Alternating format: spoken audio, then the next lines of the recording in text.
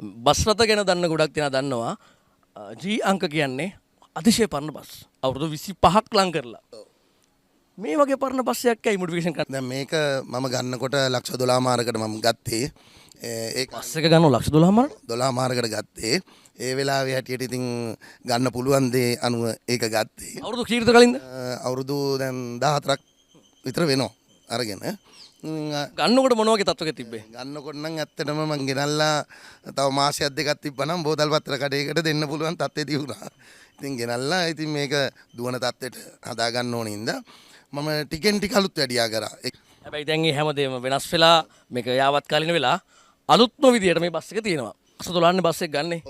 කොච්චර වියදම් කරලාද මේ තත්ත්වෙට ගන්න අද වෙනකොට? බස් එකේ වියදම ඇරෙන්න කෝටි එකමාරක් විතර පැනලා තියෙනවා දැනට. ලක්ෂ 12ට ගන්න බස් එක ලක්ෂ 150ක් යනවා මේ තත්ත්වෙට හද. මේ බස් එකේ ට්‍රිප් එක යන කෙනෙකුට මොන වගේ පහසුකම් ටිකක් තියෙන මේක ඇතුලේ?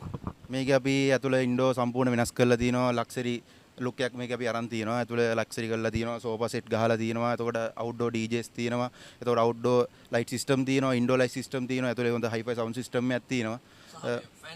කූලින් ෆෑන් අපි දීලා තියෙනවා. මොකද තනිකර ක්ලබ් එකක ආකාරයක් තමයි මේක අපි යාලට දීලා තියෙන්නේ. අනායකගේ සතුට තමයි අපිට